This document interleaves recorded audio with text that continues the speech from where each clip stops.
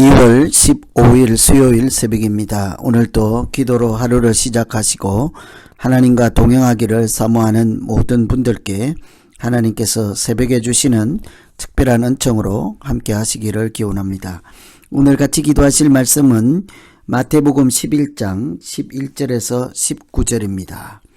그 중에 12절 읽어드립니다. 세례 요한의 때부터 지금까지 천국은 침노를 당하나니 침노하는 자는 빼앗느니라. 아멘. 오늘 마태복음 11장은 앞에 나온 10장의 제자 파송과 연이어서 나오는 말씀이죠. 제자를 파송했더니 세상 가운데서 그 제자들의 전하는 말씀을 듣고 사람들이 나타내는 보여주는 반응이 어떠한가에 대한 말씀이라 할 수 있겠습니다. 그래서 11장, 12장은 제자 파송에 대한 결과 또는 제자 파송에 의해서 전해진 복음에 대한 사람들의 반응, 그에 대한 예수님의 교훈과 말씀으로 이루어져 있습니다. 이런 제자들이 보낸 제자들을 통해서 전해진 전파된 말씀 가운데 사람들이 어떻게 반응할까에 대한 첫 번째 특징으로 천국에서 큰 자를 말씀하시고 침노하는 자, 또 피리를 불어도 반응하지 않는 사람들, 귀 있는 사람, 이런 표현들로 하나님은 우리에게 복음에 대한 반응을 소개해 주고 있습니다. 우리가 천국에서 큰 자라 함을 칭함을 받고 칭찬 듣는 믿음 생활 하는 사람들, 과연 어떤 사람일까요? 첫째, 오늘 말씀 따라 보면 하늘이 낳은 자라고 할 수 있겠습니다. 11절에 보시면 내가 진실로 너희에게 말하노니 여자가 낳은 자 중에 세례 요한보다 큰 이가 일어남이 없도다. 그러나 천국에서는 극히 작은 자라도 그보다 크니라.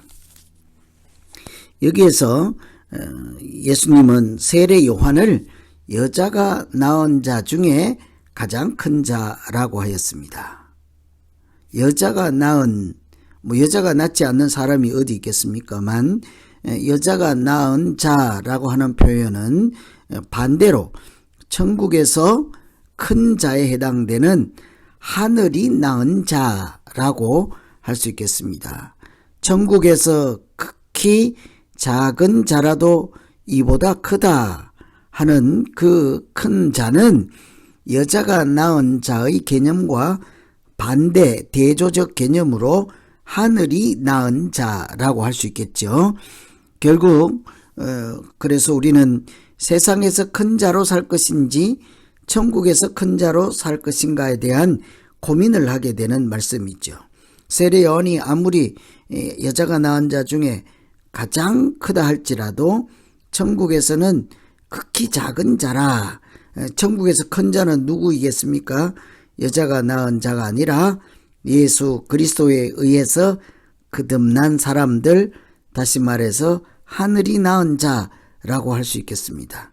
예수 믿기 이전에 옛 모습을 다 버리고 새로 태어난 거듭난 사람, 새 생명을 가진 자들이 하나님 나라의 백성이지 않겠습니까?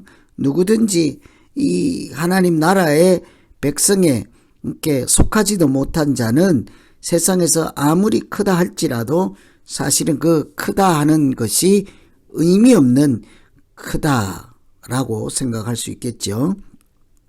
천국에서 난 자는 예수 그리스도로 말미암아 새롭게 태어난 거듭난 사람이므로 그들은 모두 하늘에서 난 자요, 하나님으로부터 난 자요, 그리스도에 의해서 영생을 얻은 새 시대의 백성이죠. 하나님 나라의 백성입니다. 그러니 하나님께서 세상에서 사람들이 뭐라 할지라도 하나님께서 그 믿는 자들을 하나님 앞에서 이렇게 영광스러운 표현으로 큰 자라고 하는 말씀을 귀담아 들을 필요가 있겠습니다.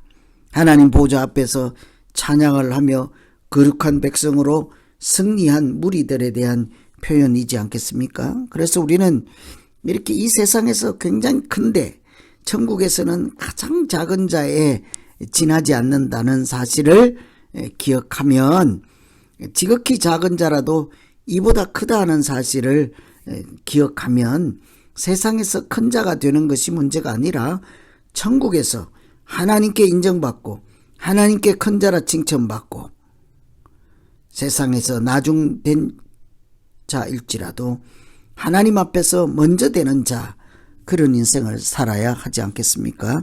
그래서 오늘 천국에서 큰 자는 세상이 여자가 낳은 세상에 속한 사람이 아니라 하늘이 낳은 하늘에 속한 사람인 줄로 믿습니다. 두 번째, 이 큰 자는 천국을 침노하는 자라고 할 수 있죠. 12절에 보면 침노한다는 말이 등장합니다. 세례 요한의 때부터 지금까지 천국은 침노를 당하나니 침노하는 자는 빼앗느니라.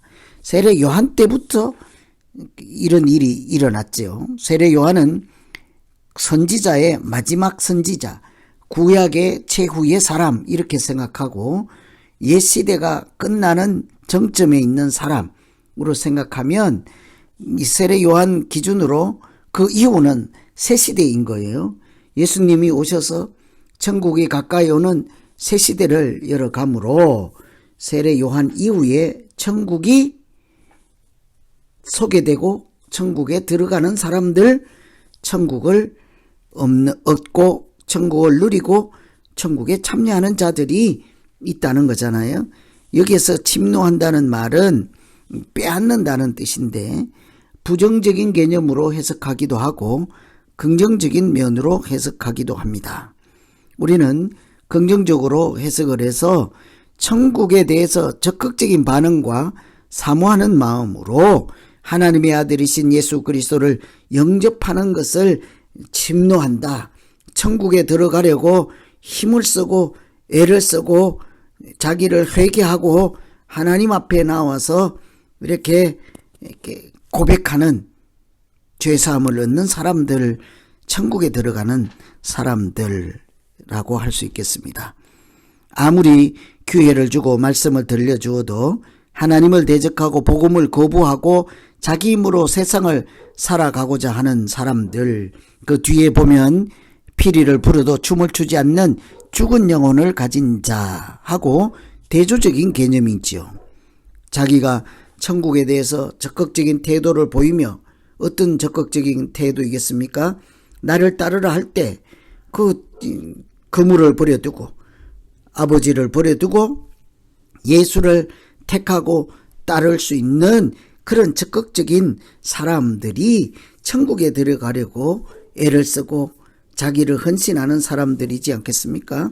마치 하나님 나라의 말씀인 씨앗을 여러 곳에 뿌려도 그 씨앗이 떨어져도 길가에도 가시밭에도 이렇게 좋은 밭에 떨어질 때 여기저기 떨어질 경우에 오직 옥토에만 자라서 열매를 맺는 것처럼 하나님의 복음이 사실은 침노하는 자, 애쓰는 자, 사모하는 자, 자기의 대가를 치르고라도 하나님의 백성 예수 그리스도의 제자로 살고자 하는 적극적인 그런 제자들에 의해서 천국의 열매, 또 하나님의 자녀가 되는 영광을 누리게 되지 않습니까? 하나님이 그들을 불쌍히 여기고 그들과 먹고 마시고 그들과 동행하시기 때문이죠. 그러나 아무리 잘났다 하고 성경을 많이 안다 할지라도 예수를 거부하고 바리새인과 서기관처럼 마음에는 하나님 없고 입에만 하나님이 있고 마음에는 하나님 없고 거칠에만 하나님이 있는 외식하는 사람들에게는 침노한 자라고 할 수가 없는 거죠.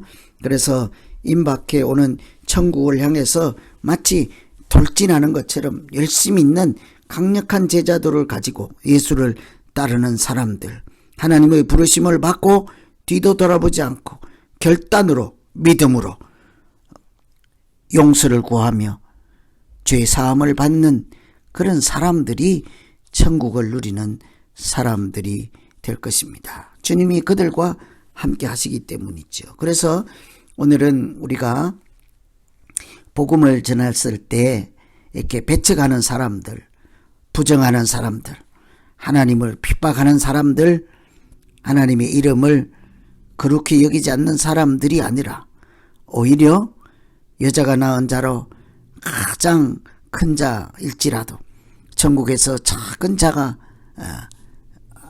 그보다 크다 하는 하나님의 말씀을 깊이 기억하며 세상에서 큰 자가 아닌 하나님 나라에서 큰 자로, 하나님 나라에서 하나님의 인정을 받는 자로, 하나님의 백성으로 천국에 대한 소망을 가지고 열심으로 복음을 맞이하고 말씀을 받아들이고 예수를 영접하여 복 있게 살아가는 우리 모두가 되기를 기원합니다. 그래서 오늘 기도는 이 세상에서 큰 자로 떵떵거리지 않고 오히려 하나님 나라에서 가장 작을지라도 세상의 큰 자보다 더 큰 자라는 소리를 들으며 복되게 아름답게 살게 하여 주시옵소서. 이렇게 기도하면 되겠습니다. 오늘 말씀 의지해서 우리 각자 자기 자신을 놓고 믿음을 놓고 기도하겠습니다. 하나님 아버지, 세상 사람들이 세상에서 큰 사람이라고 자랑을 하지만 우리는 천국에 들어가서 아주 작을지라도 세상의 큰 자보다 부러울 것이 없고 세상의 큰 자들보다 하나님께 칭찬받음으로 더 복되고 아름다운 인생을 살아가는 우리 모두 되게 하여 주시옵소서. 천국에 대해서, 복음에 대해서, 말씀에 대해서 열심으로 앞장서게 하시고 수용하게 하시고 맞아들여서 그 말씀으로 열매를 맺으며 하나님 나라 백성으로 살기에 부족함이 없도록 늘 애쓰며 기도하며 성령 충만하여 이렇게 순종으로 살아가는 하나님의 자녀들, 백성들 다 되게 하여 주시옵소서. 하나님 앞에서 세상의 큰 자보다 더 크다 하는 소리를 들을 만한 복 있는 믿음 생활 되도록 도와주시기 원하옵고 예수님 이름으로 기도하옵나이다.